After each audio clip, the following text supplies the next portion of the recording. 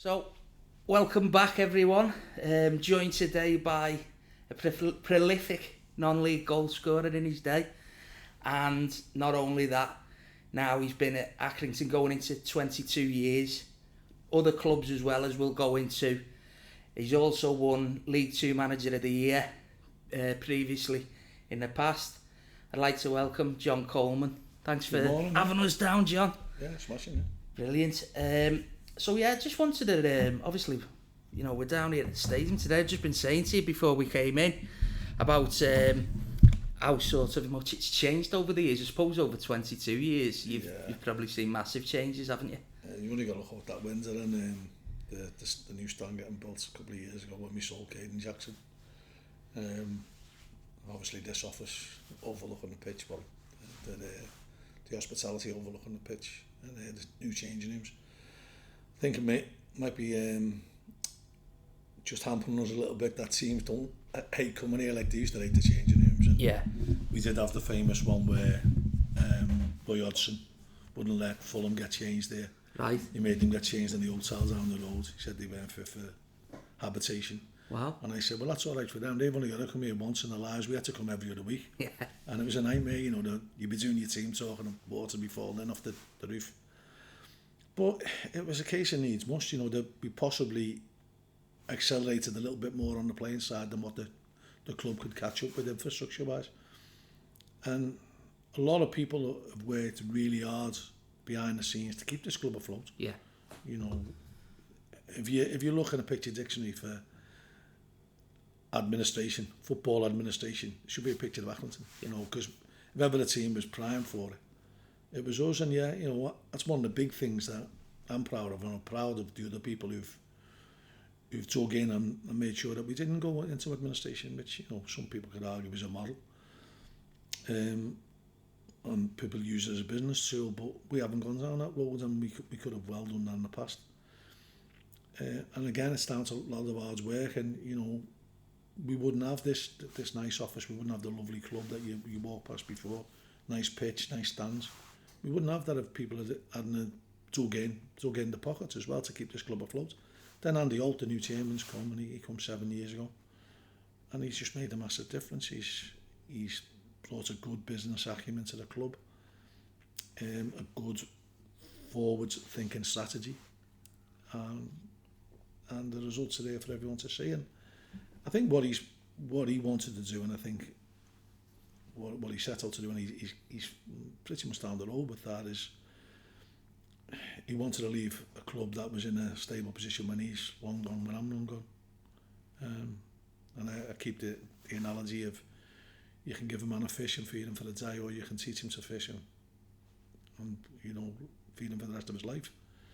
And he certainly put the club on an even keel, and he should take a lot of credit for that, as should all the other people who've kept it going in the first place. Yeah, I remember hearing about it. Wasn't it sort of on a bit of a whim that he bought it as well, didn't it? Like, yeah, he came to. Funny enough, when we just come back, myself and Jimmy, and we had our testimonial against Burnley, which had been postponed from years ago because the club was in financial problems.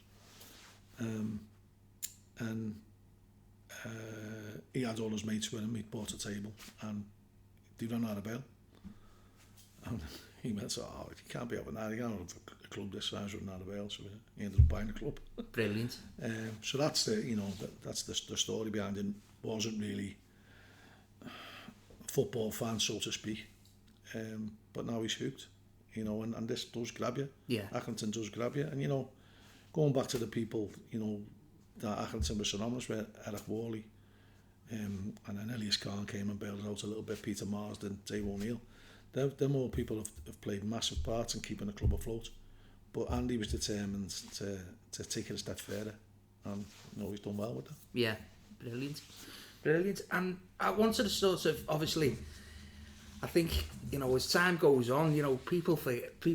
You just see now John Coleman, the manager, but, like, I mean, I was talking to my dad, funnily enough, the other day. He was good mates from back in the day with Andy Gray. Yeah. And I always remember him saying, he said, I remember watching John at Southport. He said, fucking hell. He said he scored a couple of crackers there, like that were like out of this world. But he started off like, when you go sort of more men's footy, as we call it, or into the non-league, you started off with Kirby Town, didn't you?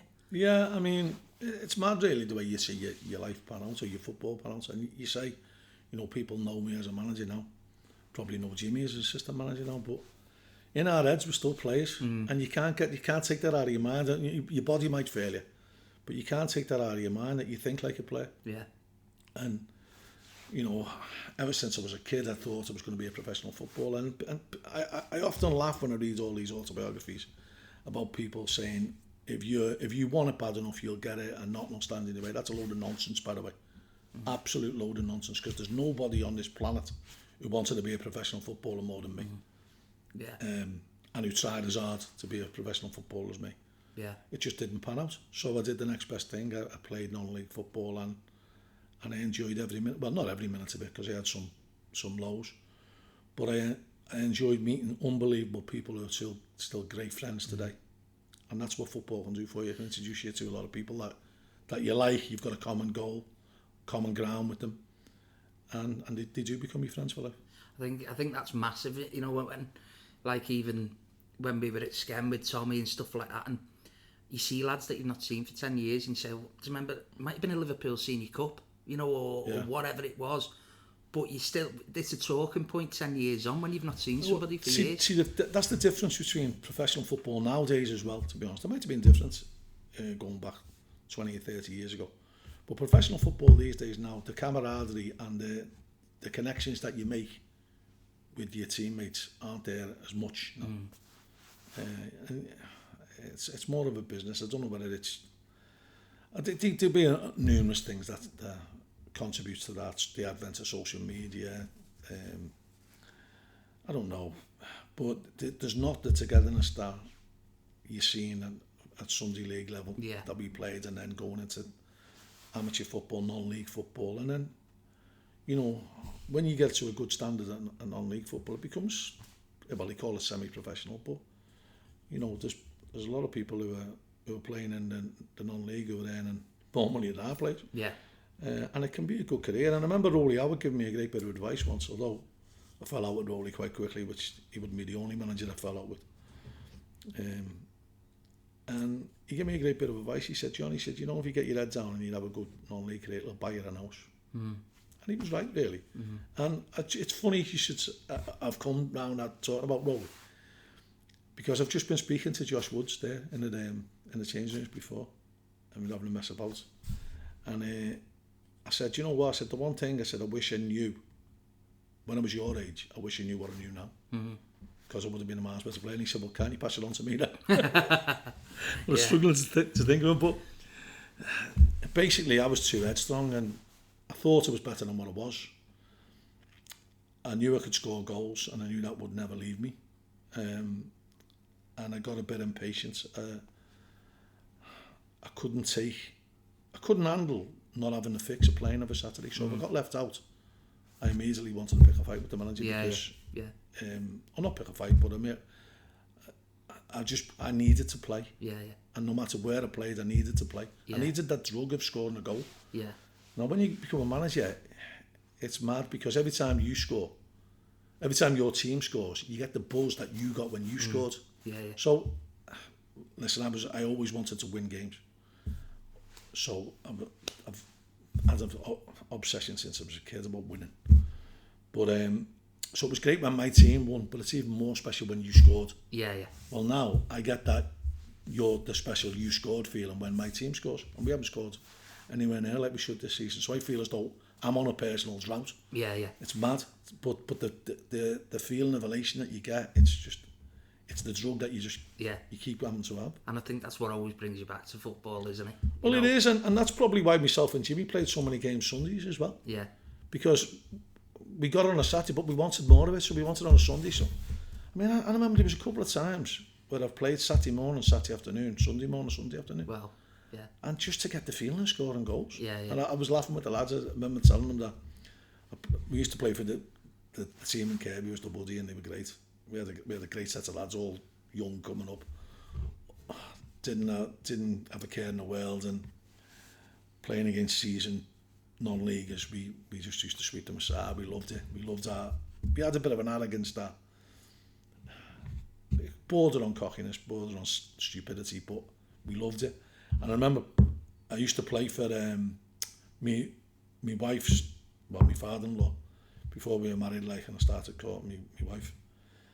And her dad used to run a Sunday team as well. So I ended up playing for both of them on a Sunday. So they'd play in the morning league. So I'd play for them, and I'd walk down with my kit on, and then just change my top. And then I'd wash my top at home, my Holy Angels top. Yeah. And then play for the Woods in the afternoon. Your legs must have been fucked. Well, it was mad. But like there was one famous Sunday where I scored 5 in the morning and scored 5 in the afternoon. Yeah. And like I came home on just such a big high. Yeah. And I wanted that to be the norm. Yeah. I didn't do it for too long, to be honest. I probably only did it for about 6 months. But one of the big things I fell out with Rolly Hours was over playing over Sunday. Right. And he told me not to play over Sunday, and I said, yeah, okay, I accepted that. And he gave me a transition period of a couple of months anyway. Before them couple of months were up, he had a go at me for playing over Sunday. But so he give you a period like... Yeah, he said, let their team... I won't leave your Sunday manager in the lurch. Right, yeah. Give him a couple of months to get a couple of 6 weeks or something to get another striker. Yeah. And then when things went wrong, he blamed me because I was playing over Sunday. So. Right. And I'm still good friends with Rolly. Yeah. He's brilliant manager for Marine over the years. Probably I'm trying to copy his longevity. Yeah. And you learn little facets of people and things, like little nuggets that they give you of information never go away. So, you're always looking to learn. I'm always a student of trying to learn, trying to make myself better, make myself a better person, make myself more knowledgeable about the game, more knowledgeable about life. You'd laugh your head off in our car coming in. Myself, Jed Brannan and John Doonan, and I'm the quiz master, and I'm saying I'm keeping your brain alive for another 10 years here.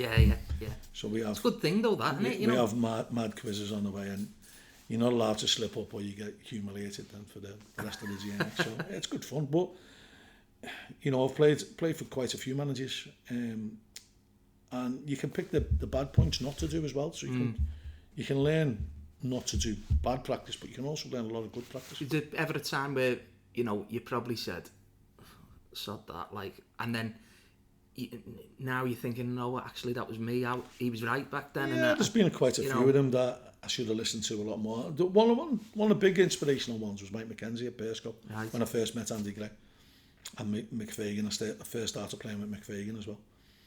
And Mike was so simple in his approach, but so on the button, on the money and so many things. And even he'd do a striker's drill where you'd play the ball out, and you'd have to run round the cone to get round the back post unmarked, basically. And I remember we used to do it regularly on a Thursday, and he'd do it for half an hour, and we'd laugh saying, "But now have you got to know what the drill's in?" And then about 9 years later, I scored an exact goal from that exact drill. Yeah. And it just come to me like, it was the norm. And he had a big influence on how I wanted to manage. And when I set out managing, I wanted to manage players the way I wanted to be treated. So I've stuck to that. And it's been hard sometimes because I don't think, I could be hard work, but I think some players have took it to another level, being hard work. And so I wanted to treat people the way I wanted to be treated, and I have done. But like when I look back to playing, I started off at Kirby Town when I was 16, 16 and a half, playing my first game in men's football, and you learn quite quickly. Yeah. And you'll be aware of this non-league and Sunday league legend John O'Leary. John O'Leary was famous in Liverpool for being arguably the best player that the city's produced. Certainly, who never went pro. And I remember playing against him, and he had a centre half, a good mate of John's, Jimmy Horrocks. And I got educated more in one game when I was 18 against Jimmy Horrocks than I did in the rest of my playing career, which I kicked my last ball when I was 39. And he was centre half, well known in Kirby and Liverpool. an outstanding player, to be honest. And he was playing for Bootle, and I was playing for Kirby Town. And every time I went for the header, he just touched me in the back. And I'm sitting and looking at him, and he's heading the ball, and he's laughing. Yeah. Because he knows I'm a kid, and he knows he's experienced. Yeah. And so that I really lost my head in the end, because I was frustrated that he was getting the better of me. And then we played him in the return fixture, and I was all over him. I was like grappling with him and everything. I wouldn't say I got the better of him the second time around, but I did a lot better than the first time around. And then, you know, I was playing for Kirby Town, and I think we got paid the first 2 weeks. I think we got a $5. I thought, you're getting paid to play football, and then that quickly we had money problems and we couldn't get any money. We didn't get paid, and we ended up selling spots and paying to play, really. But I had a bit of a disagreement with the manager, Sonny Goodwin. I think the story's been told before, but I just bought a Cortina on the drip. I don't know how I could afford it. I think I'd barely just got married, and I knew I couldn't afford it, to be honest. So we were playing Prescott Cables, and I've brought the car, and all the lads are outside looking at my new car. Anyway, we played the first half, and we're absolutely dreadful. And comes in half time, and he just got me to beeline for me. It's your fault. They're all looking at your car and not concentrating on the game. Yeah. So I've gone, give him a bit of abuse, and said, go ahead. I said, you were letting stink bombs off 2 weeks ago. Did that not put anyone off in the change rooms? I said, you're not blaming me for this. And he went, right, you're coming off. I went, no. So it goes out for the second half. So they're all lined up to kick off, and he's going, oh no. So it was a terrible situation to get yourself in. I should never have done it. Yeah, but I should never have done it, because I know there's only one winner. He can only win. Yeah. And I can only lose. Yeah. And I can only come off with... I'm making... The longer I stay on, I'm making it worse for me, no matter what I do. But you've sort of done it, haven't you? Yeah, I've got myself into a situation that I should never have got myself into. So, anyway, the next one, you have to go off. And I remember walking, I can remember everyone laughing, I can remember my face purple. So that was it then. I spewed that I'm not playing for you anymore. And I went to watch Liverpool. I went to go and watch Liverpool. And I was going to a lot of Liverpool games. Not as many away as what I'd like to, because I couldn't really afford it. But I went to quite a few. And I was happy just going to watch Liverpool over Saturday. And then we had that famous Cup semi-final where they played at Arsenal, 3 replays. Oh yeah. In the same week, wasn't it? Yeah, something well, like yeah. That, It carries on. There was 3 replays, and I was working as in a forklift truck, one of them white job creation scheme it was, basically. And what they did, they give you low money for 6 months, and then with the promise that there might be a job at the end of it. I was working in the stores there, and it wasn't a very good job, not really great prospects either. And I had a few days holiday, so I'd gone in and asked for half days holiday to go and watch the Liverpool game. I asked them Villa the replay, so the boss said, yeah, okay, you can go. So then I asked for another half day off the following week when he had the replay, so he let me go. So then the third time, they're playing at Highfield Road, Coventry, so I asked for an half day off again. And he said, well, you're not interested in this job, are you? You know, you're thinking more about going to watch Liverpool than you are about this job. I'm not giving you tomorrow off. And I went, well, I've been to the last 3 games. I've been to the first game, the 2 replays. I said, I've got a ticket, I'm going to go. And he went, well, if you feel like that, there's not going to be a job at the end of it, so it's a waste of time you're staying here. And I went, well, all right, yeah. So I walked out on the job to go and watch Liverpool. Anyway, they were dreadful on the night, Liverpool. Brian Talbot scored, we got beat 1-0. And I remember being behind a goal at Highfield Road, and there was no cover. And like, normally Liverpool fans would make a difference because they draw them on, and you couldn't really get that atmosphere going. And we got beat 1-0, I thought. But now I've just walked out on a potential of a job. I'm not saying it was a great job, and I'm not saying he would have given me a job anyway at the end of it. But I thought, to go and watch Liverpool, is this all I'm going to do, you know? And so my dad worked in a place called Dickinson's, and they had a team, and I think it was in the county comp. And he said, why don't we have a game for them? So his mate was the manager, so I went and had a few games with them, and I got the bug back. And then I ended up going back to Kirby Town, playing the season with my tail between my legs. And then Mike McKenzie then took me and a couple of, because we more or less went bust, took a couple of us to Bearscough. And then that's when I realised how good non-league football could be. Yeah. A better organisation. No disrespect to the lads who did a great job at Kirby keeping them afloat. But this was like, felt like a proper club, you know, it had a clubhouse, their own ground. We were like nomads in the end. We ended up playing our last season at Prescott Cable for Kirby. And I just thought, this got me the bug and more fans. And then that coincided with me doing really well, scoring a lot of goals. And then Jimmy came the following season, and then we hit off a great friendship. And because we knew each other from growing up in Kirby, but that was when our friendship really blossomed. Yeah. And our partnership as Strikers really blossomed. And that's when I went on to think, well, I can do better than this. And I had another good season at Bearscough, and then a freak opportunity presented me to go to Marine, and I went. Lasted 3 months, and then. Why was there such a difference between you and Rowley? Was it just? No, it was just. It was really mad, because I think I was a Marine type of player. I was hustle and bustle. I'd close people down. I'd work hard. I'd score goals. I'd put my head in. And it was really, really bizarre how it unfolded, because we'd had this bust up where he'd pulled me and said it was your fault for playing every Sunday. You're not putting enough effort into this team. And I said, well, you give me a period of grace that we're not out of you. So anyway, there was no mobiles then, and I phoned him on a Sunday. Funny enough, my phone wasn't working.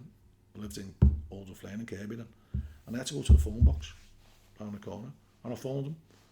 And I said, listen, you know, why are we into this situation? He said, well, no, he said, you know, I appreciate what you've said, and I appreciate how you take it. He said, listen, let's put it behind us. Let's go forward. So I said, sound, yeah. So then we're playing on a Monday night. We're playing Mosley away. So I was still working for Knowsley Council now. And I was on the front desk of the depot, the highways depot. More or less answering the phone and doing bits and bobs. And I was due to leave at 4:30 to meet the coach at 5:00 by Kirby Stadium, Marine's coach, to come off there, and me and Keith Johnson and get on there. And one of the drivers has come in, so they store their wagons in the yard. So he's come in, clocked off, and he's threw the Echo at me, Liverpool Echo. So I've opened the Echo, and he went, what's this? And he went, look at the inside back page. And the inside back page, I've never seen this before or since on non-league. There was the full headline in the inside back page, Coleman dropped. I thought, well, it's Marine, how's this making an inside back page headline? And he went, not playing tonight then, are you? I went, well, no, I said I sorted out with the manager yesterday. So, you know, what's that all about? So, anyway, getting it back, so I've gone anyway, gone to get picked up. I get on the coach, all the players are laughing, saying, what are you doing here? Yeah. So, I goes to see him at the front of the coach. I said, what's going on? I said, I thought we'd sorted that out yesterday. He said, well, that headline was written Saturday night. He said, I spoke to one of the journalists, and he must have gone with that headline. I said, well, you made me look a clown here. And he goes, yeah, don't worry. And I went, oh, okay. So, anyway, as we're getting off the coach, he goes, listen, I'm going to put you sub. I said, why? I said, to pander to what you've read and what people are going to read in the press. I said, no. I said, you're out of order. I said, I haven't done enough to lose my place. And I said, I certainly haven't done enough while we've buried our animosities on the Sunday. So anyway, we go onto the pitch, and we're looking at the pitch, you know, like you used to mill round on the pitch before the game. And he comes over to me and he goes, right, you're right, you're playing. So he started me. So we weren't playing particularly well, but it was 0-0. And I was playing all right, to be honest. It was not one of my better games, but certainly I was one of the best 2 or 3 players who were playing at the time for Marine. Anyway, half time comes and he tags me off. And I just lost my head. So, no, it might have been half time actually. It might have been just a couple of minutes into the second half and he sagged me on. And I've just lost my head completely. So I've stormed off, gone into the change rooms. I've kicked the door and my foot's gone through the door at Mosley. And I can't get my foot out. That little tight corridor. Yeah, but I can't get my foot out the door. So my foot's gone right through. So I'm trying to wiggle it and I'm hopping. And this fella's walking down the corridor and he goes, "What are you doing?" I said, "F off." You know, like, my head had gone. He goes, "Never mind, F off. I'm the chairman in Mosley. Just damage he better pay for that." I went, "Do what you want." So anyway, I had to take my boot. I had to get my boot off the other side of the door to get my foot out. To get my foot out. And I flipping left my boot there. My head had gone. So anyway, we trained on a Thursday. I'm not involved on Saturday. I'm being left out for me show petulance. So I'm in the reserves at Burnley, and we're playing against Burnley at Gordo. And I think my dad came that day. My dad's mate, his lad was playing for Burnley A or Burnley B. So he gave us a lift. And anyway, we get to the game. I played really well, scored 3. Was having a really good game. And I've gone down the line. There was an old centre half who had a great career. Played for Birmingham. I think he played a bit up front, but he played centre half as well. Joe Gallagher. And he's come in with a terrible challenge on me. And like, I've crossed the ball and he's wiped me out. And I'm lying on the floor and I've started to kick out. And he'd have ate me alive. You know what I mean? I don't know what I was thinking of. You know what I mean?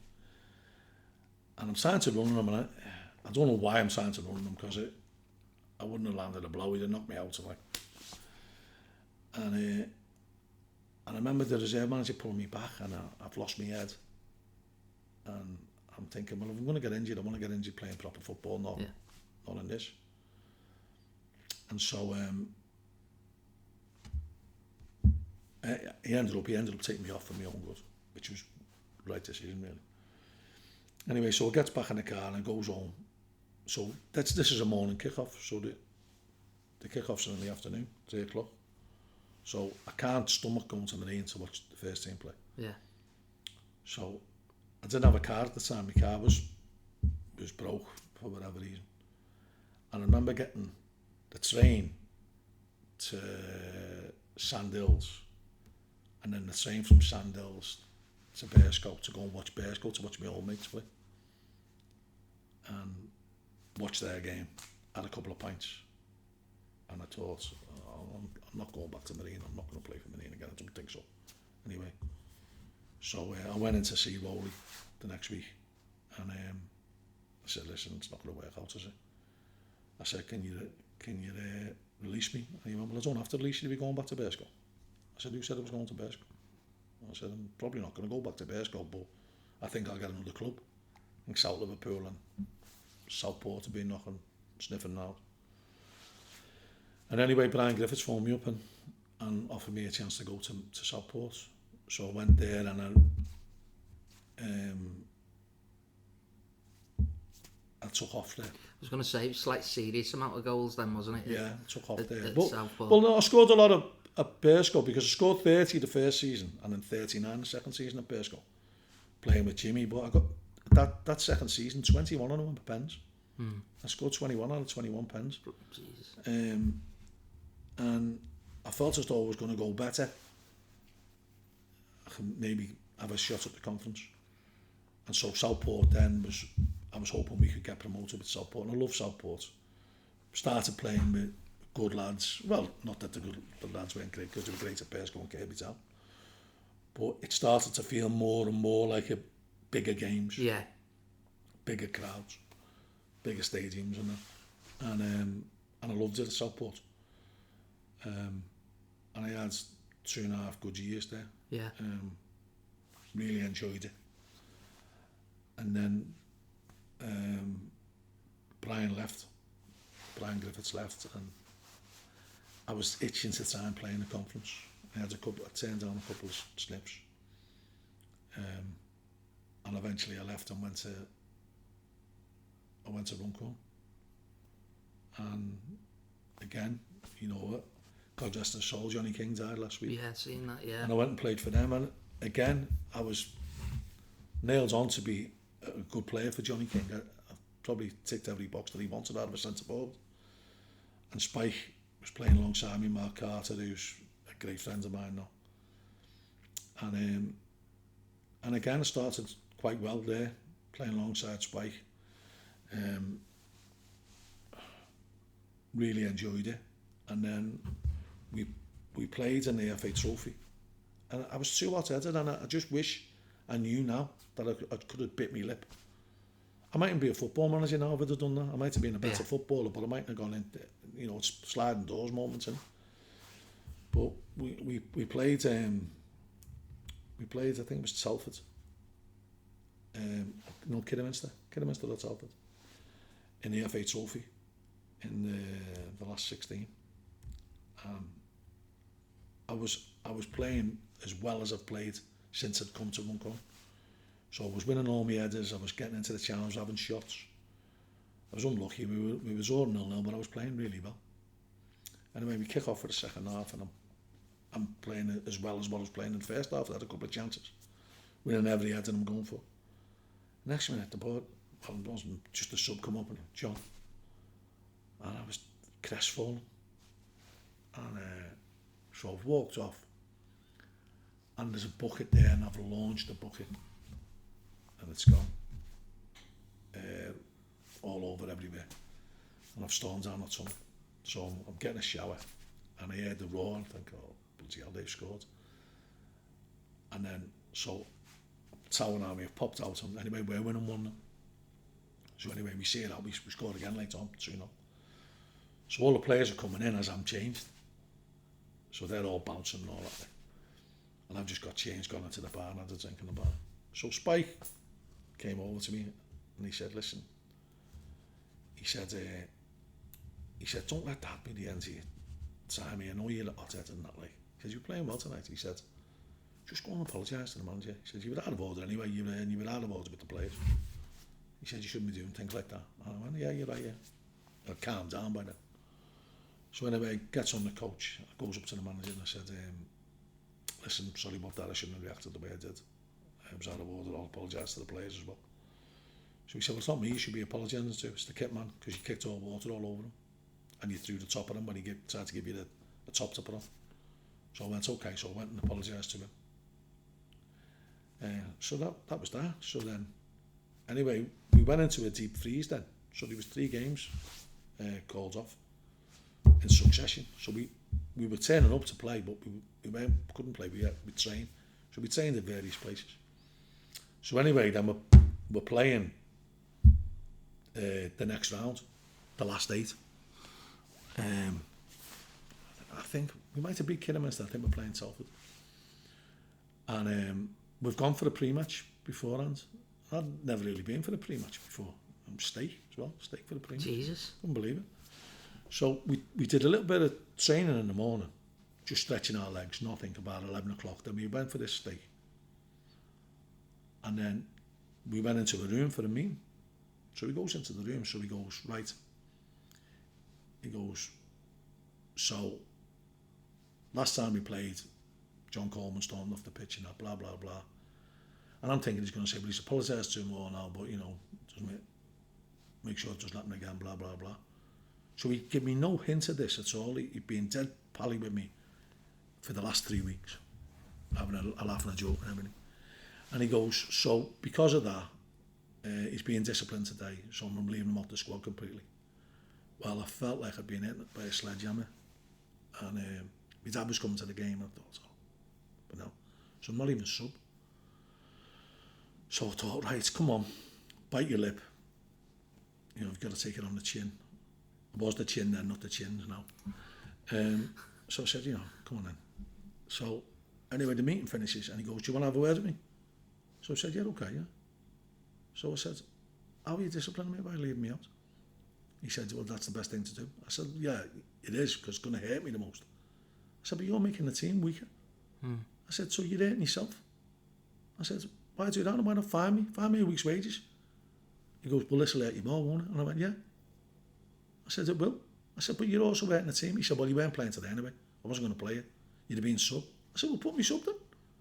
And he went, no, that's it. I made my decision. And I went, okay, fine.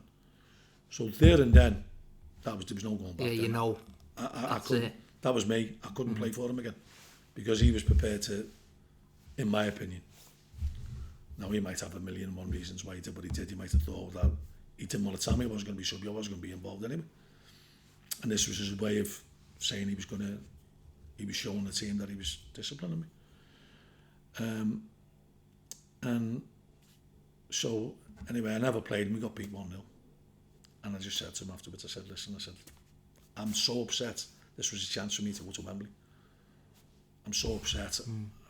I'm better off leaving it. And so I left and I went to Macclesfield. But the postscript to that story is, I said I didn't really come across Johnny much after that. But then when I left Ashton as manager, when I got the sack at Ashton as manager, he took over. And he phoned me up. And I went, all right, how's it going? He said, yeah, sound, yeah, good.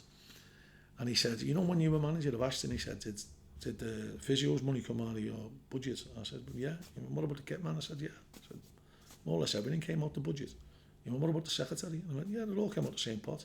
He went, right, them three playing in the back four. And he was good and he was dry with that, and there was no animosity, and which I think's always been good in football. That I've never really fell out with. I've had massive disagreements, but I've never really fell out with anybody. And, yeah. You know, I think, you know, even Rowley and funny Brendan Grant, one of my mates, was saying he'd like to come up, him and Roger, if it's one of the games, and I'd love to see him up here, you know. And people like that have put a lot of service into football, and I don't think they get the credit they deserve. Certainly Johnny King hasn't. Yeah. For what he did for non-league football for Altrincham and Runcorn. Yeah, I've got a stat here, and I might be wrong, so correct me if I am. 524 goals. Yeah. Now, another ex-non-league manager contests that, reckons it's 523. Wow. Because Tommy Lawson told me that when you helped him out and played at Stantondale, he said he scored, but it was in the fog and nobody seen it. Well, I didn't get the goal that night anyway. He didn't give me the goal, and that would be 525. Yeah. So that's not counting that one for Stantondale. Yeah, and the other thing as well, obviously, going on about managers and stuff, and Brian Griffiths, and we've spoken about Brian Griffiths and we've spoken about Cars, but Liam tells me that there's a bit of a tale about it. With Cars and Brian Griffiths, yeah. So I was still getting the drug of a Sunday, so I was still playing of a Sunday. I was playing with Liam for Fopa in McGullen. Liam was a youngster going up, and he laughs, Liam, because one of our big laughs that we had then, and we laugh about it more now, but it was like a weekly occurrence. We get to play for Fopa, and he was playing for Wallington at the time, I think. And I said, how'd you get on yesterday? And he goes, oh, brilliant. He said, we won 3-2. I said, did you score? And he went, yeah, I got 2. He said, I was made up. And he'd go, how'd you get on? And I'd go, we won 4-0, I got 3. And he'd go, I could never get past you. He used to tire me, man. But like, so I could see how good Liam was going to be and how good he was. So I've said to Brian Griffiths, listen, I said, you got to come and watch this lad. I said, he's playing with me tomorrow in the cup final in the McGull League for football. Come and watch him. It's at Bearsco's ground. So he said, okay, I'll come and watch. So I think deep down Brian knew I was playing of a Sunday. Well, he did know I was playing of a Sunday. But I think the fact that he's come and seen me playing, he's probably had to do something about it. So anyway, but Liam's gone through, squared one to me inside the box, got an open goal. And it's just kicked up a bit, and I've tried to smash it in. Normally I just cushion them in, but I've tried to smash it in because I think a lad's going to get it before me. And I've smashed it over the bar, and it's looped over, and Bearsco's got a low wall. Yeah. The change in end, well, it did have. It's gone over. But now, I don't know nothing, I was spewing at me. And then we ended up getting beat. Then we got beat on pens. Beat the same team that the Everest, and we played in the 2 cup finals. We beat them the next time. And so when I go out at the end of the game, it must have been the ball. It's only smashed me front window. I had this rover, this lovely gold rover, and it smashed the window of the front window. So then, anyway, I get to the training on a Tuesday. And Brian Griffiths fines me a week's wages for playing on a Sunday. Proper double whammy, like. Triple whammy. So, missing a chance, losing the cup final, breaking my windscreen and getting fined. So, yeah. And Liam didn't get his move. He didn't take him. It was towards the end of the season, and Liam got his move to Preston. Yeah. But so as you like, obviously you went to Morecambe, which I mean the goal tally that you got at Morecambe was ridiculous, wasn't it? Really? Yeah, they had a couple of really good seasons. I played I think it was 278 or 274 games, and I got 202 goals for Morecambe. And that was really probably my home as a footballer. That's when I felt most comfortable.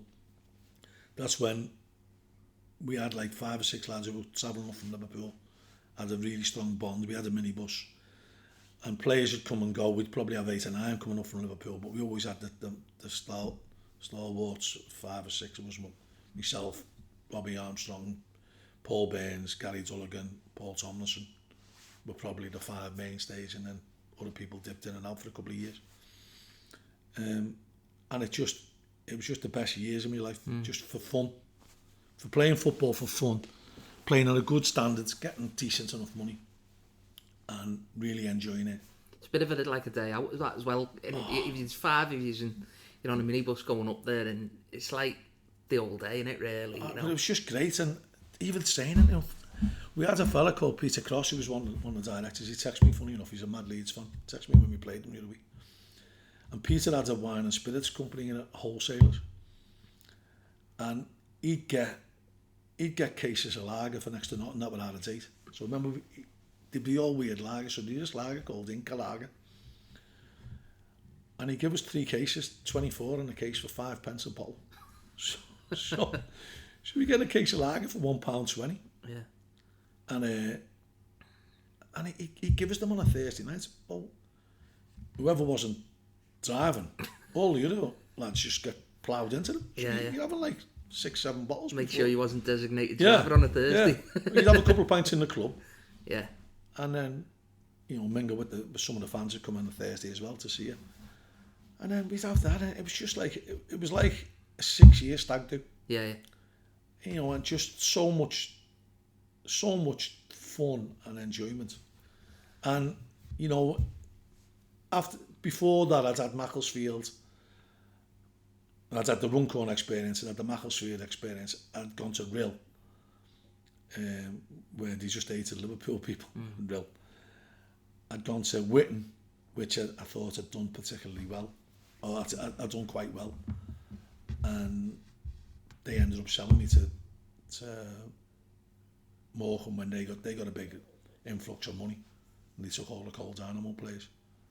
And so I went to Morecambe, and it was just because I hadn't had a good time in them, because I hadn't formed any big relationships. Then going to Morecambe, it was just brilliant. And it just, even now, we've got a group, a WhatsApp group, and we go out by 8 or 9, 10 ex-players. And we go out for a day out, or we stay over. We've done that about 3 or 4 times.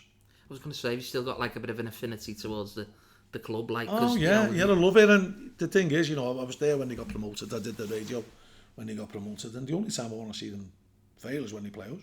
Yeah, because I was going to say you'd cross swords with them a few times. We're in a relegation scrap at the moment, so that makes it a bit more difficult. And our WhatsApp group, they're in the ex-Morecambe Players Association as well. So they've got a lunch before one of the games, so I'm excluded from that. And it's good. They're really good people, and because I'd had that little spell where I didn't really enjoy footy, and then to go there, and it was brilliant, absolutely brilliant. And I loved every second of it. And when you're scoring goals, you quickly become a fan's favourite. So then, you can't do anything wrong in there, right? Yeah, and like after that, like so. As that sort of like peaks towards the end, and then you move on from Morecambe and that, but you go to Lancaster, then you did you get approached to take the Ashton job? It was weird, really, because was coming to the end of my time. I think didn't really, not so much see eye to eye with Jim Harvey, but he wanted a different type of forward than me. He wanted a more technical forward than me. And so I think my days were going to be numbered there, even though I was doing well, still scoring goals in the conference. Not as many as I scored in the Northern Prem. And I remember I'd got left out against Halifax on a Tuesday night. And this wasn't me. Well, I was devastated, really, because I was thinking this is the end. And it was more or less like, not so much leaving Morecambe, it was leaving the family, leaving all my mates, basically. And I did something that I've regretted ever since I did it. So I was left out. He'd pinned the team. He'd never done this, but he pinned the team up, and I wasn't in the team or the subs. He'd never ever done that. No man has ever done that before or since. The first time it's ever been done to me. And I wasn't playing anyway, so I had a bit of a cob on. And I went and seen him before the game, and I said, listen, I've got no problem. You're brothers picking the team. I said, but let me know. Let me know if I'm not playing. And he'd done it to me. He'd done it to me the season before when we got promoted. He left me out of Boston when I'd been in all the shape the Thursday night, and he told other people before me, which disappointed me. So my big regret was, for that game to play in Halifax, I went in the bar and I wasn't driving. I went in the bar and just had a few pints, and I didn't watch the game.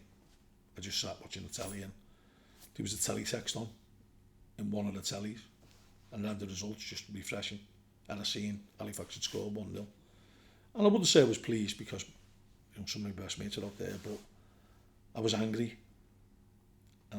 I got to the point where I'd got a few times in my career, but I thought I'd learned, and basically did. I think that's a bit of human nature though as well. Yeah, John. My personality had come out again, and you just feel angry, and I'd more or less made my mind up that he doesn't want me, and I'm not going to sit down not playing. I needed to play. And then I got a phone call the next day from Lancaster saying they'd agreed a free with Morecambe for me, and they had permission to speak. They Northern Prem then, or they? They were first division of the Unibond. Right. Okay. So there was a two-tier drop. And Jimmy had been at Lancaster, and Jimmy had left Lancaster about 6 weeks before. And so they said, we've agreed a fee with Morecambe. So I had a bit of a comment at Morecambe, I'm going to get a fee for me. I'm thinking, well, that should be going to me. This. He obviously doesn't want me. So I said, yeah, I'll speak to you. So I goes and meets them in the Tickle South. They were playing in the night against Horwich. And so I said, well, yeah, I'm happy to come. They offered me a fantastic deal, well more money than I was on at Morecambe, and good bonuses if we got promoted and if we won a cup. And they were already 10 points clear at the top. It's like that. Where's the pen? Well, my mates, Jay Flanley's a great mate of mine, and we laugh about it.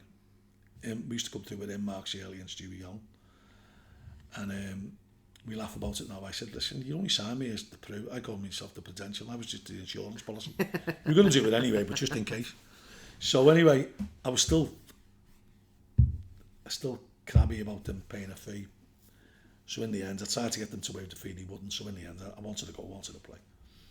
So I signed, and I played that night against Horwich. We won 1-0, I scored the goal. So sort of more or less vindicated. And then I played the rest of the season. I did quite well, scored quite a few goals. They were going to win the league anyway. Yeah. But I laugh about it when I was with Chief Flanley. So he was in here last week, funny enough, recounting the story. So there was a fellow who used to do the presentation for Man of the Match, Big Norm. Another one, God rest his soul. And I'd invariably get Man of the Match, because I'd end up scoring, or might score 2 and we'd win 3-1. And they'd all be running around. I did run around as well, but I scored. So I go, Man of the Match, well, it's got to be on it. He used to call me JC. It's JC. So after about 2 weeks of getting a plaque, I thought, what do you want a plaque for man of the match? Are you going to put that on the telly? Yeah. You know, they're just going to go on a tour somewhere. There's a bottle or something like that. So in the end, I said, listen, no, there's a chance of changing it to 8 cans of lager. So, yeah. So from there on in, man of the match, juicy, and I got the 8 can. We drank them on the way home. Sound like a terrible lush, don't we? As though that, but that was part of the culture of footy then. I'm just about to say, you know, I mean, I was at Warrington last year and everything, doing the kit and all that. And I said to Paul Carden, I said, that's one of the things that pains me a little bit. And he went, what do you mean? I said, when we were at Scam, like I said, you go to like Lancaster away, say, or whatever, so it's 45 minutes journey or whatever. I said, but a crate of lager, you know, you'd stop at the nearest Stothy, you know, you'd have that, be up singing a song on the coach and that. I said, and you don't see that now, they're getting on. I know it's got to change and stuff, even at that level. They're getting on with the protein shakes, and you're looking and you're thinking, that's not how they used to refuel, like, you know. Well, I remember George. Chippies coming on and everything, weren't they, you know? Well, Georgie Carr, when I went to Southport, the first away trip, and I got on great with George. I told you he was a lovely man, and we just had the same sense of humour. So I'd sit next to him on the coach, and we'd have a sing song and all that. And the first away trip, he goes, "Have you got your stash?" Oh, what do you mean, my stash? He went, "Well, we've all chipped in for the beers." He said, "I'm telling you now, they'll all be gone within 20 minutes." I said, "So whatever you've got now, that's all you're going to have till you get home." He said, "Go and get 6 cans and stick them under the seat." So I did, and it was great advice because there was no ale left 20 minutes into the trip. But like that's what it was then. And listen, you've got to go with the times, and you know you have to. It doesn't mean every now and again you can relive them golden days, but you can't do it now. And you know people are obsessed with the body, which is good. Yeah. Players come back pre-season training, they're all bothered about their Instagram pictures. Yeah.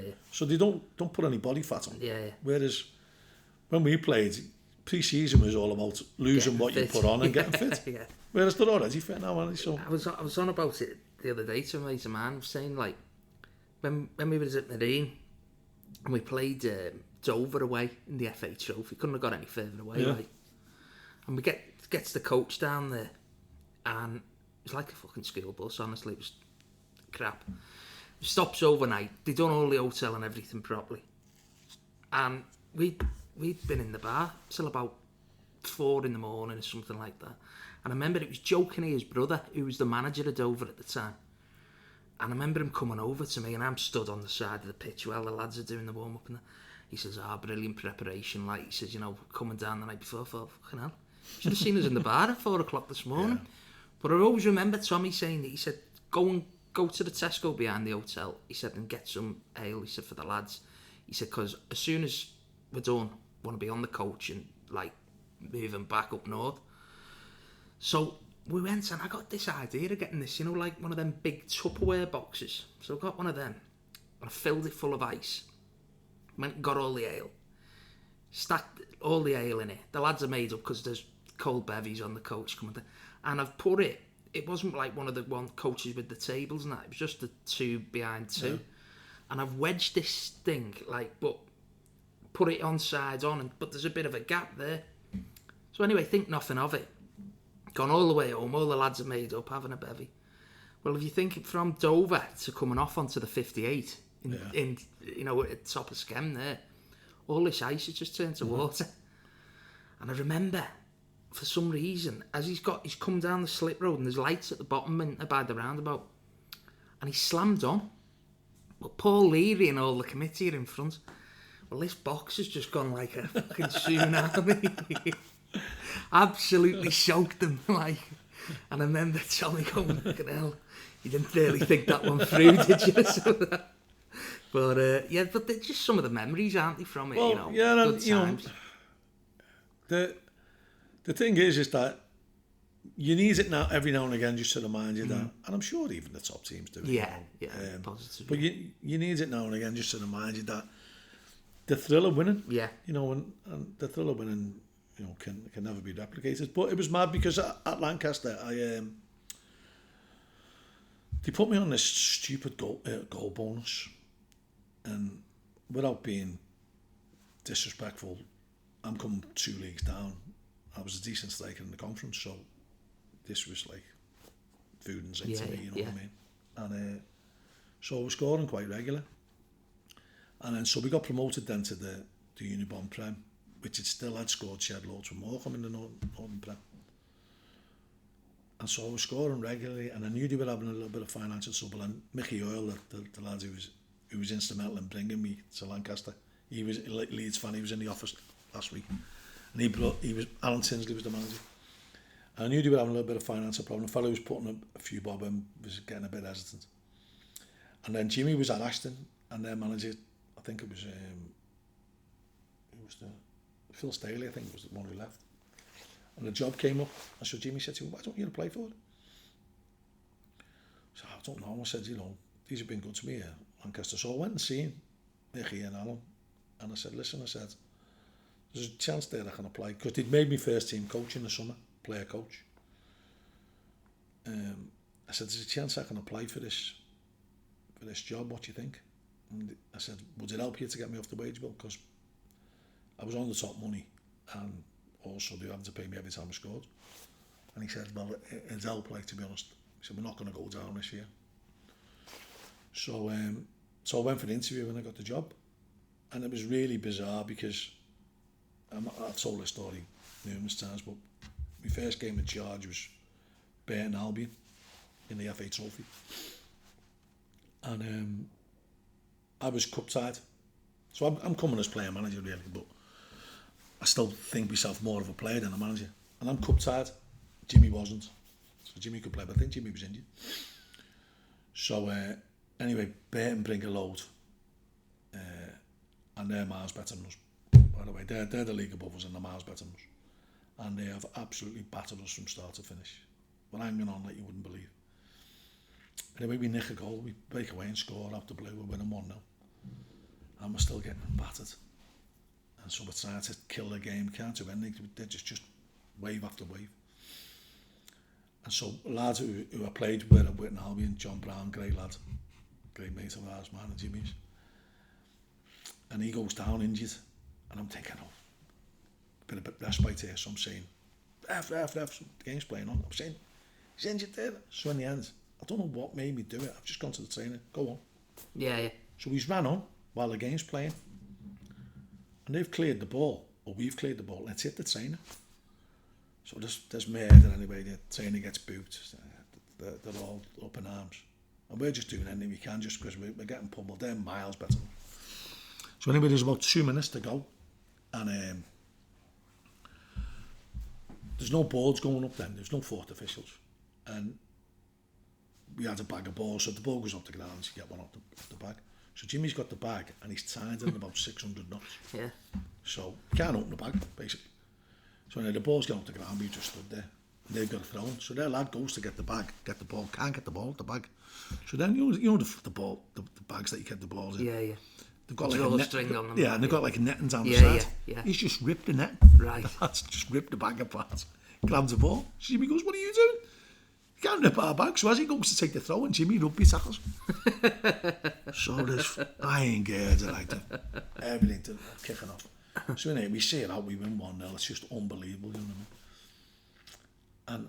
And loads of Burton fans have run on the pitch and they're confronting me and Jimmy, and we're trying to celebrate and they want to fight, and then I see one of them has a knife. I'm thinking, oh my God. Wow. So I'm trying to get us off the pitch, and then so we get in, and I'm thinking, these directors at Ashton must be thinking, what have we brought here to this club? But it was a winning mentality when we wanted to win, but it was really mad because so we're in the FA Trophy, so Lancaster are also in the FA Trophy. So their centre-forward, Lancaster centre-forward, gets injured on the Saturday.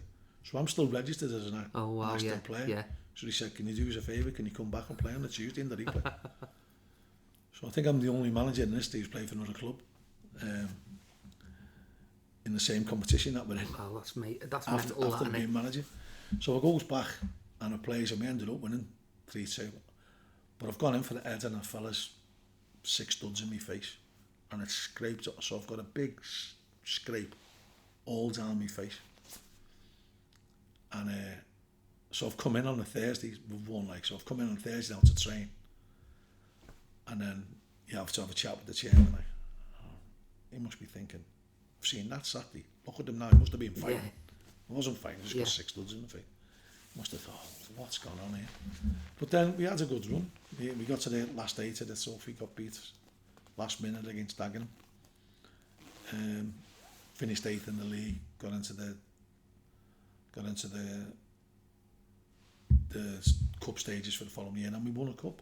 So it couldn't have started off any better for us. And then it got harder. We had a decent budget for the league, and the following season we missed our promotion by a point. Got the most, I think we got 86 points, the most points ever done the league, Unibond League One, not to get promoted. Not to win it. And then the third year we were still third, but the manager, the chairman said, if you don't get promoted, you're gone. And so Did he say that to you? Yeah, he more or less yeah. So the last game of the season, I know I'm getting a sack, and they're having a player of the years do in the club. And we're all staying out for a drink. So all the lads, the Liverpool lads, have chipped in and got a limo to go to the game. You know? So I'm thinking, I'm not getting out of a limo outside the grounds to get the sack. So we're going to the grounds, and we get to this shop, and I used to always stop at this shop and go, we get out to the grounds. I'd walk round to this shop and buy a packet of Chewies and a few the ones at the front of the ground there. Just by Ayers Cross. Yeah. So I went, let me out here. And he went, no, let me out here. I thought, there's no way I'm getting out of a limo there. I'll walk around. So I walked down it. Anyway, we ended up winning the game. We beat the team who won the league, Whitby, I think.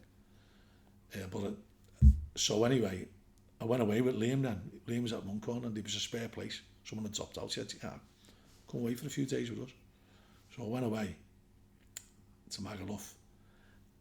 Lorraine's picking us up, my missus picking us up on Sunday afternoon at Manchester Airport. So anyway, he comes through the airport and I goes into one of the sweet shops, and it was the Sunday Pink then, the Manchester, there was the Pink Echo on a Saturday. And then Manchester had the Sunday Pink. Yeah. And so I got that and I just went through to the non-league page. Headline, Coleman sacked. Wow. So I've had Coleman dropped and Coleman sacked. So without knowing anything about it. So anyway, I got back and then I phoned, no mobiles then, I phoned him and then I met him. And could have done it afterwards though, couldn't he? Well, he should have done it straight after the game, really. Yeah. So it was quite amicable. And then the next day I got offered, I got asked to go to speak to the league to discuss terms. They were wanting to offer me the job. And that was the league above. And then the day after that, I said, well, come on, I'll go meet you then. I'll meet you tomorrow. The day after that, Eric Worley phoned me. I said he wants to meet me and Jimmy. We met him in the Tickle South, funny enough, where I signed for Lancaster. And I just thought, although Accrington was in the same league, they'd been relegated into our league. I just thought that was a better chance for us. So I'd done well against Accrington. We beat them in the FA Trophy. And I'd scored 2, we won 3-1. I'd scored 2 in the game. And anyway, he said, I see a lot of you and Jimmy and myself. I like the way he's want to win in that. And so he offered us the job then. So I phoned Leek and said, listen, I'm going to take the Accrington job. And then the rest. Did you think with that phone call? I know obviously we'll speak about it. You've had other jobs in between, but did you think you'd be here today in 2023? No, not at all. Me and Jimmy often speak about this. We had a reserve game about 3 or 4 years ago, and we said we'd just been made up making the conference. Yeah, making the conference to us was the pinnacle. You know what I mean? So, and it was bizarre because I took 9 of the players who were starting the last game for Ashton. I brought them to Accrington. And then John Doolan, who's first team coach now, they wouldn't release him, and they wouldn't release Jimmy's nephew, Carl Bell. They eventually did after a couple of weeks, but they wouldn't release me either. What, your playing They registration? wouldn't release my playing registration. I said, oh, fine, okay. You have to keep playing me. I'll come training with you on Thursday night. Yeah. Let Jimmy take the same. Do a Lancaster again. I'll come training with you Thursday night. Anyway, they let me go. And one of the reasons that they stated why they sacked me was that they wanted me to stop playing. Right. So the year that, I mean, we had a really bad start at Accrington, and Eric was very trigger happy, so we were lucky to keep our job, I think. And there was one famous moment when we played Coleman and we got beaten. No one would speak to us. We got on the coach, and you could feel, you could taste it. You know what I mean? And anyway, we kept our job, and then we went on an unbelievable run after Christmas. We never lost a game. Liam actually signed, and we never lost a game. And then we went on to win the league the last day of the season, which is still one of the best moments of my life. We'd never been in the top three, in the top two. Only 2 went up. We'd never been in the top 2 all season. 17th at Christmas, and then the last day there was only 5 games playing. 5 had finished, which would never happen now. They all finished at the same time. Day. And so Bearsco had a chance of going up, so a load of the Bearsco players and staff were here. You couldn't have got another person in the ground. We were playing Farsley Celtic most of that day. My dad was here, and Jimmy, I think Jimmy's dad might have been here as well. And it was just an unbelievable day. We played the game, full house. We take the lead after about 15 minutes. Then I've managed to score myself, which just felt unbelievable. Wanted to jump out the ground. 2-0 up. Then we get a man sent off. Then you're hanging on. Then Mark Shirley scores to make it 3-0.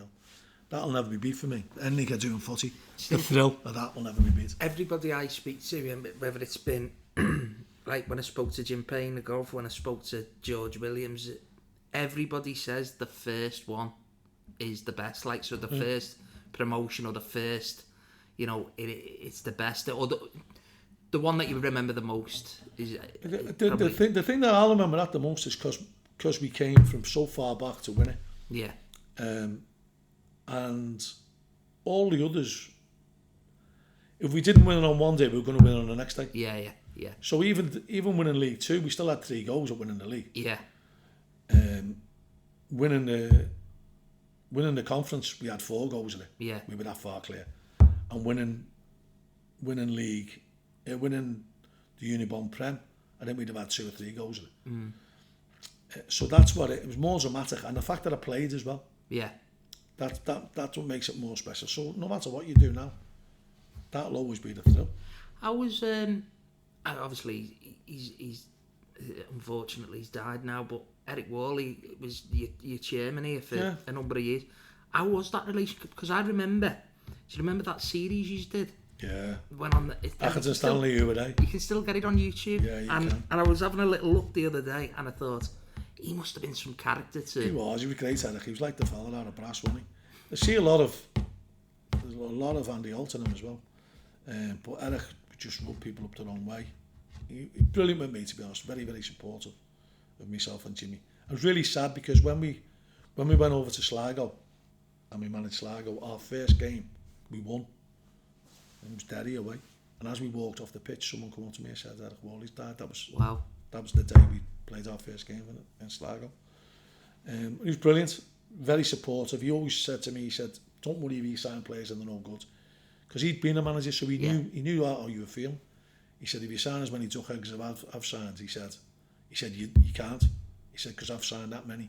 He said, "So if they don't work, just get rid of them." Yeah, one thing I noticed though, coming through the gate today, on that series, and there's a game, and see like Phil Edwards and Jay Harris and all them playing for you back in the day, but the pitch was like a quagmire, wasn't it? It was terrible, yeah. And you look at it now. We did our best, and that's all you can do, and people did the best. But you've let's put it frank, John.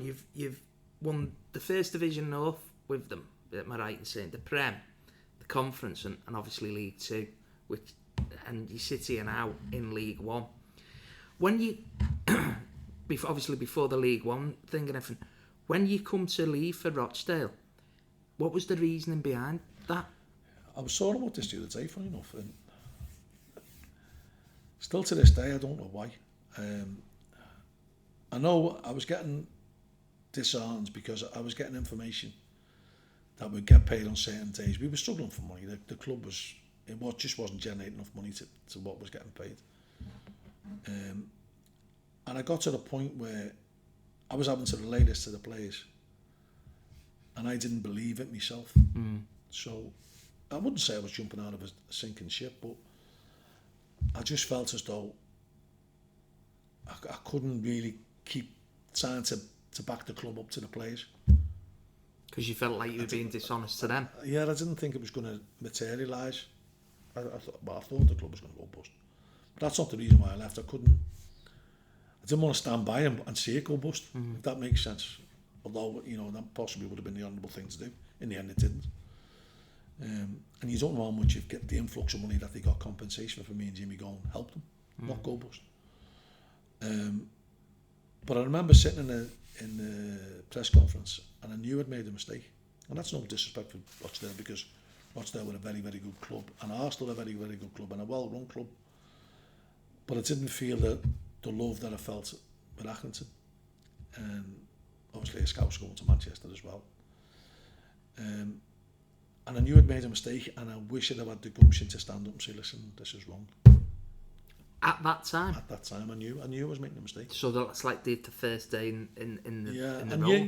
You're never as powerful as what you are on your first day as a manager, because they want you. And the things that... Did you ever speak to that to Jimmy at the time and say, like... But we thought, well, no, it's just nerves or whatever, and we'll get through this. But some of the promises that we got given about the training ground, about the budget, didn't materialise. And listen, I made quite a lot of mistakes at Rochdale, I'm not going to deny that. Possibly a bit too low to players, possibly sign players who were new, rather than exploring other options that were out there. And we weren't far off the playoffs. We'd had a great performances against all the teams who went up. So we went to Bradford and won. We went to Port Vale and drew. Went to Gillingham and won, and we went to Rotherham and won. So you're not really failing if you're doing things like that, But I just think once Keith Hill got the sack at Barnsley, he was a bit of a ledge there, wasn't he? So I was going to go, and then that set in a period of, well, once I left there, set into a period of decline in my own life. Really, my mental health suffered, got a little bit down. I hadn't been well for a couple of years anyway, illness-wise. And a lot of it got on top of you, and they were tough times. And I've told a story about me going for the interview at Accrington to try and get my job back and not getting it. And the chairman, having... Is this while you're dealing with... Well, as I've left Rochdale, they'd asked me back a couple of times while I was still at Rochdale, and then when I left Rochdale, he asked me to come back. But Liam Richardson was the manager there, and I brought Liam, and I felt as though I'd been harshly treated, so I didn't want to treat someone who I classed as a friend badly. So I told him, I said, listen, they've asked me to come back, and I might come back and help you, but I just want to bring Jimmy, and then if I bring Jimmy back, then we're going to take over, that. So I didn't really want to do that to him. So then Liam left and went to Chesterfield with Cookie, and so then there's a vacancy there, and I thought it was just a matter of ticking the boxes. We're going for an interview, I'm going to get the job. It was like going for a part in a film about yourself and not getting it. So yeah. And so I can tell a funny story about they had a board of directors under Peter Marsden, and one of them was leading the interview, and I don't know whether he was trying to be clever or whatever, but he said, why should we give you the job? I said, well, I haven't got a job and you haven't got a manager, and I'm done quite well here. So he said, well, why you? And I said, well, okay. I said, 65 games since I left, you've played. I said, how many points have you got? And he went, I don't know, but you're going to tell me. And then I got a little bit snotty then. I said, well, yeah, you'd think I'd done my homework to prepare for an interview, so yeah, I'm going to tell you. And he was about 74, something like that. I said, that's relegation. if they're in the wrong season at the wrong time, that points return. You just asked while you're on that. So this is like a newer person onto the board or something? Yeah, Not I didn't know. I didn't know. Right. So Peter had tried to get a few more investors in to try and help the club stay afloat, really. Peter's a lovely man, great friend of mine. Although on that day he wasn't. And so he said, okay. As if to say, I'm what? So he said, so, yeah, go on. And I went, okay then. I said, well, the 65 games before I left, how many points did you take? He said, well, don't know, but you're going to tell me, aren't you? I went, well, yeah, because I have done my homework. So I said, it was in the region about 111, 114, something like that. I said, well, that's promotion material. So basically what I'm saying is 65 games before I leave, your promotion candidates. 65 after I leave, your relegation candidates. That's my argument. And I didn't get the job to give it to James Beattie. And I didn't have no problem with that. It's just, they'd obviously made demand before I come, because I couldn't. Was a token gesture then, as if to say, oh, well, we've interviewed John Bring him Coleman. for the interview, and that's the thing that stuck in my throat. And I told Peter in no certain terms, and we've gone over this loads of times, and we're best pals, so there's no problem with that. But at that time, I was going through a bad time. With depression. How did you deal with that, John? If you don't mind me asking well, that. It was mad because I was going through depression at the time, and I'd phoned the LMA. Well, the LMA have this confidential helpline, which is brilliant. The League Managers Association. So you access this, and then you can access a mental health counsellor. They pay for it, but it's anonymous. So they know it's one of their members, but they don't know who. So it's good. And this is before it was as prominent. Yeah, and the attention to detail in mental health now, and it's quite more open. There's not a stigma. Whereas at that time, you felt like a manager. If you've got a mental health problem, you damage goods. And my mental health was just depression, really. And I took it really bad. And so I was on my way to one of these sessions, and they had the interviews at the Windmill, Junction 17. Oh, on the M6, yeah. So these therapy sessions were in Macclesfield. It was on the way. I thought, I'll kill two birds with one stone. So I've gone there, gone to the interview, then I'm on my way to my therapy session. So I get about 3 miles down the road towards Macclesfield, I think. I've been stitched up here. I went, I'll go back and go in, because there were still another 2 interviews, and say, listen, thanks for that, but rule me out. And as I'm driving back, I'm thinking, no, they wouldn't do that to me. They can't do that to me. So I'm sitting back, and I said to the woman who's doing the therapy, I think I'm going to get back into the job. Like, oh, brilliant plan. I said, that'll help me more than anything. Anyway, so I didn't. And then it was a little bit more frustration. And then Liam sort of pushed me into the Southport job, or pushed my name forward for the Southport job. I'd played for Charlie 30 years before. I'd got a good relationship with him.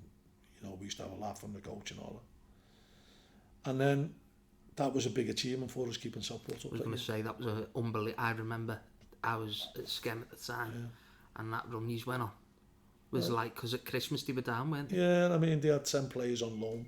You could only play 5. There was, you were training on half a pitch on the JMO in Skem. Couldn't really do any shape, and it was really, really tough times, but it was delightful to stay up. But then Charlie didn't see us as the people he wanted to work with, so that was that. The statements he made was pretty damn. It was, and I could have took offence by it, but by that time I didn't care. And I think the LMA got him to take it down.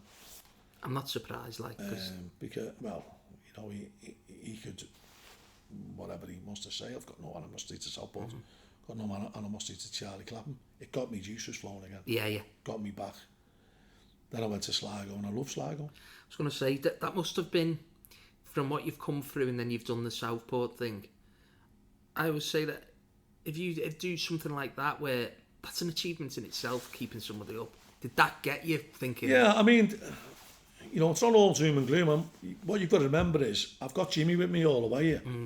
So, you know, from that aspect, you've got someone to lean on straight away, you know what I mean? And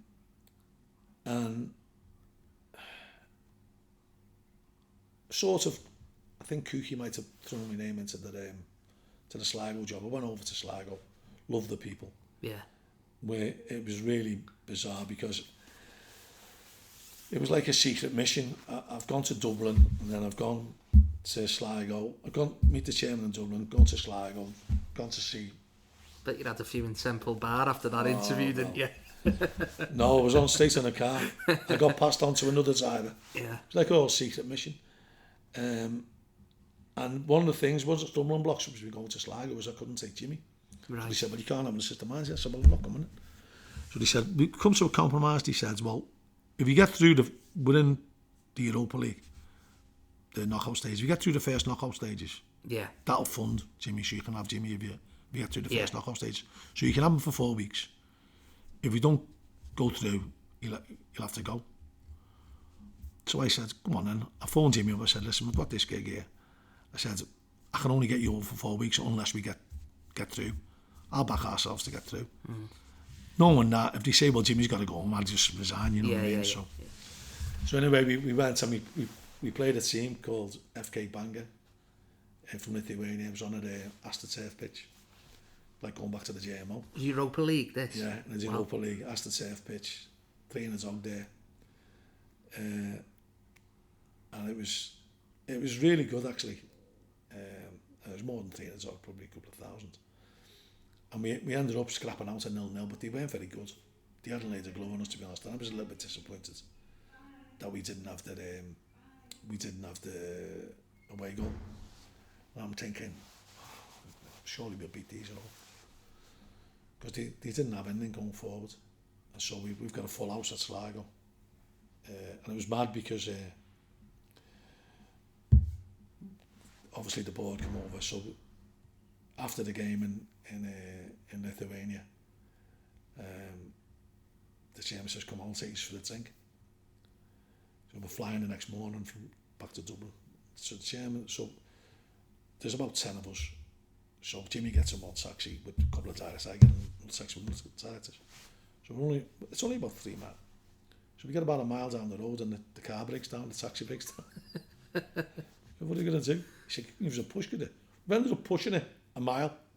No the car way. a mile to outside the pub, and he stuck his hand out. You joking? The taxi. So then we had a good night that night. I was going to say, you earned your pint there, didn't you? We had a good night, and then, so we took them back to our place. So I'm thinking, well, I've got to get through, so it's like pressure, you know what I mean, for us. Yeah. Players don't know. But, you know, if we don't get through, Jimmy's got to go, which means I've got to go, basically. Yeah. So anyway, we kicked off the game. 10 minutes in, they've had 2 great chances. Our keeper's made 2 weldies. Thinking, I didn't see this from them. Maybe he's playing on the grass, I don't know, but we were a little bit stuttery. So anyway, we nicked a goal, went 1-0 up the Leaf, and then a minute later they got a man sent up. Anyway, we went off 4-0 winners, and that's where, you know, I said to the chairman, I feel like taking a pair of too tight shoes off. Yeah, because you've got Jimmy, you've got Jimmy with you now. That was the relief. And then we got drawn the next round against Rosenborg, which was then a big club, big European club. And it was bizarre because the draw gets made before our club can react. All the fans have booked the flights, so we can't get a flight now to Norway. So I've got to go. Oh no, sorry, that was the Lithuania game. When the draw got made for the Lithuania game, all the fans had booked the flights, so I had to go with half a team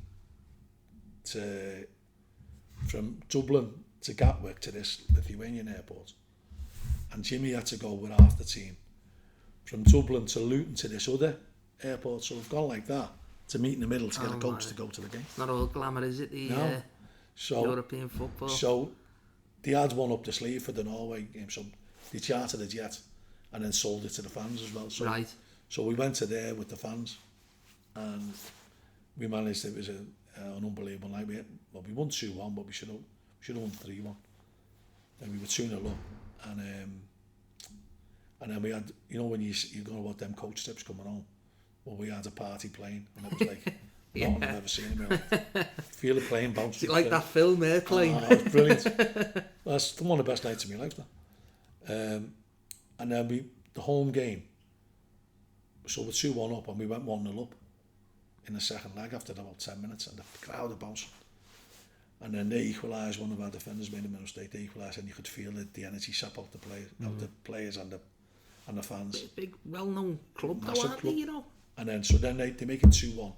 So then it's all to play for, whoever scores.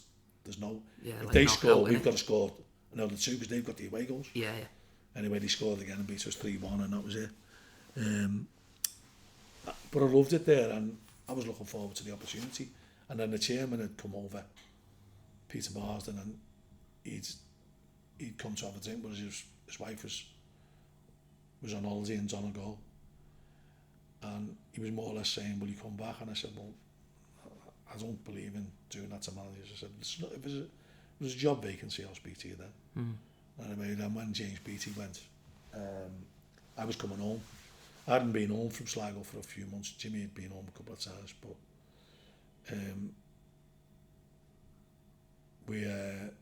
I was due to go home that weekend. We were out the FAI Cup before I got there, and I said to the chairman, I said, listen, Accrington lost the manager, I'm probably going to go and watch them on Saturday. There's a good chance they'll offer me the job. I won't go home if you don't want me to. He said, no, go home. He said, as a mate. He said, as a chairman, he said, I wouldn't want to lose you. He said, but as a mate, go home. If they offer you the job, take it. Wow. And they're still good friends of ours now. That's brilliant, though, isn't it, from the chairman. So they're still good friends of ours. We took a team over the following week to play them, to raise a few quid in. They still come over 3 or 4 times a year. We try and get over once or twice. Brilliant. And there's a great relationship with the two clubs, which is the way it should be. Bet you put a few of them Irish Guinnesses away though over there. It's different nice. pints, innit? It's nice, lovely. It's a lovely place. Yeah. Lovely part of the world. I have Sligo. heard that before, Sligo. Yeah, that it's lovely. Part of the world. People go on about Dublin. Dublin's nice, but for an actual weekend away, I'd recommend Sligo. Yeah. So then chapter 2 starts. Yeah, well, we come back here and, you know, they were in a bit of a relegation scrap. We managed to sign a few decent players. And our first game back, funny enough, we played against Northampton. We won 5-4, which was bizarre. And John O'Sullivan scored 2 for us. Shawnee Maguire, who's just gone from Preston, he's had a good career. Coventry, he scored 2, but the lad who scored 2 for Northampton was Ivan Toney. Wow. Yeah.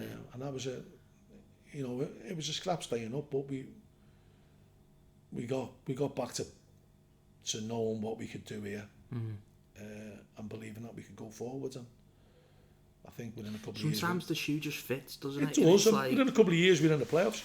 That's not I still think I could do a job elsewhere. Yeah. And Jimmy does the same, you know. And John Doolan's been a big part of us for 5 years, but we still believe we could do a job elsewhere. Does that sort of not like piss you off, but like you sort of get like typecasted, don't they, certain managers? Well, I actually said that when I left Accrington the first time, I was like Ken Barlow. Doing a great job at Coronation Street, but I'm never going to get a Hollywood film. Yeah. And maybe you get that feeling, I don't know. I'd still love to manage in the Championship, I'd love to manage in the Premiership. Yeah. I think to a certain aspect it'd be easier. Because, you know, there's a lot of demarcation and duties, and you know, it can at some, obviously a lot more pressure, but it can become easier. Yeah. With better facilities, but we've always believed that we can do well with what we've got, and we concentrate on what we've got, not what we haven't got or what we'd like to have. We concentrate on the here and now. Yeah. And within, like, obviously you come in, rebuild the side, and then you win League 2 by not just you know, you win it by about 8 points in the end. I think it was, wasn't it? Yeah, that was an unbelievable year, and you know, just a freak one that we didn't get any injuries or suspensions. We went 17 games, we played the same team 16 times. The only time we changed the team was because a goalkeeper was in a car crash on the way to the ground. Well, yeah. Out of that, we never made a sub 15 times on a bounce. So 15 games not making a sub. Yeah. It's unheard of. Yeah. And it just, everything fell in place, and we had a great set of lads. And unfortunately for Accrington, it always will be the case. When you have a modicum of success, you have to sell. The big difference was we stuck our ground this time. So when clubs were trying to get our players, whereas Accrington was always a fire sale, we started to get the market value. So we got 1.6 million for Caden Jackson, 750,000 for Jano International. And so that broke the mould, and you weren't going to steal Accrington players. Yeah, yeah. I think that's the biggest step forward we've made Do you think that's the way in the club's history, really. the way it was? Like people would say, like, I need that, or go and have a look at Accrington, like, and Because they'll have to sell. yeah. They'll have to sell for 50 grand. Yeah. So, you know, we lost Josh Windass and Matt Cruz for the 100 grand between them because they were both out of contract. So the chairman's put things in place. And sometimes, you know, you'd have to stick to your guns. And The other side of it, though, John, like, I mean, it has to be said, like, you will take a chance on people that way rather than pulling them down. yeah, it doesn't always work, you know. And this year we had a terrible window, not to the lads who we brought in. We brought in a lot of lads who we thought had promise. We brought too many in who had promise, and we needed them to deliver there and then, and they just weren't ready. And, you know, I've got to take the brunt of that because I do all the recruitments. I'm really fortunate here in that I've got two really good coaches in Jimmy Bell and John Doolan. You know, Jimmy's been assistant manager as well, a big part of what we do. But I can trust them to do the coaching. They're very, very good coaches. They don't get the credit they deserve. And it lets me concentrate more on the recruitment side of it. Yeah. So, you know, I can go out and watch players. You can do the necessary work that you have to do watching them as well on the video platforms as well. And it takes a little bit of the pressure off you, which, you know, we've gone full circle to when we first started, me and Jimmy, where I did all the coaching. Whereas now I do very little coaching, but I feel as though it's better, it's more beneficial. Jimmy's a very good coach. And then when I do go in and have something to say, they generally listen a bit more. He's been like you know, he's been your long-term assistant manager, but not only that, your best mate. Yeah. And that must have been, I bet you've had some frank discussions because you can. We've been nearly parked on the M65 boxing. Loads of times. That's the way it's going to be. And you don't want someone who's going to be a yes man. Yeah. Do you? I mean, I tell the laughable story that Jimmy Gay crashed my wedding and I was best man at his. So it's bizarre, but yeah, and it'll keep going like that. You know, I think it's healthy that you can. Yeah. You can. But I agree totally with you. I think when you're that close with somebody, you can tell them things that... It's like being part of your family, isn't it? Yeah, you know how many times you fall out with your family? Yeah, you know, that you know it ain't going to be popular, but it's the way it is. But how much, like, obviously, because we're sat here now and, you know, the lads are out at training and that, how from your own personal point of view, how tough has this season been? You've had a great FA Cup run. You know, it was only 3 weeks ago, Leeds United were here. And then it's back to bang reality in the league. How would you sort of like compartmentalise it, or were you like... Yeah, I haven't I mean, I know Jimmy's a big proponent of this, and I agree with him. That people who have big cup runs suffer badly in the league. And I think a case point in that was Boreham Woods. After they got knocked out by Everton last year, they won 2 out of 17. But I don't really class ours this season as a cup run where it was exploits. So we beat, every team we beat was in a lower league than us. 2 of them were non-league. 1 of them was bottom of League 2. So I don't think the exploits were there as much. Therefore, I don't think it's not like an after the law measure. We only had 1 game against Leeds, which ticked the box of getting a few quid in for the club. What was it like? I know he's just departed the club, hasn't he? Yeah, he's a nice fella. Come up here and had a drink, and we were surprised because one of his staff was John Toshek. Oh, right. And me and Jimmy idolized John Toshek as a player, like as a kid, growing up being Liverpool fans. So that was good, but that was mission accomplished. And now the focus is on to this, and now obviously we've got the semi-final next week against Bolton, which would be the opportunity to get. There's only 3 clubs who haven't been to Wembley in the '92, and we're one of them. So we're desperate to do that, and we're 1 game away from. Brilliant. And John, honest, I'd just like to. I'll end it on that because it's it's a great thing to think. I really wish you all the best with that, and best of luck for the rest of the season as well. I'm sure you'll be all right. Well, I hope we're going to be all right. It's going to be a tough scrap. I mean, you look at the teams that you've got, and I've said before that the disparity, it just goes off the graph. And we laugh about the one that brings it home was when we played Ipswich here, and they were bringing 3 subs on. They were bringing Adam Muir, who just bought for $500,000 off Burton, and he'd probably be on about $8,000 a week. And they were bringing Connor Chaplin, which I don't know what he'd be on, but it'd be a lot of money. And Freddie Ladapo, I don't know what he'd be on, but he'd be on a lot of money. So between the 3 of them, probably north of 20 grand. So they're bringing the 3, you can make the 3 subs at once, and we're making a sub at the same time. And we're bringing Josh Woods on, who was playing for Clay Brow. Clay Brow in Skem, yeah. That's it. He's a barber. Yeah. I wouldn't embarrass him, but he's not on great money. Yeah. So you think of his money compared to them. Yeah. And Connor Chaplin scored the 2, we got beat 2-0. 75 minutes for nothing in the game. And that tells you how hard it is, how hard it's going to be. But you know, if you don't like it, don't do it. Exactly. Yeah. You know, at some point working hard to get to this situation. If you're going to moan about being in this situation. Yeah. But, you know, Josh, you're not on good money. If you want to lift home from here, I'll drop you off in Skem on the way. But you know, the thing about this and the thing about football, and this is still the thrill I get, is people like Josh and Liam Coyle make it all the way well. Because every time you see them, they lighten your day.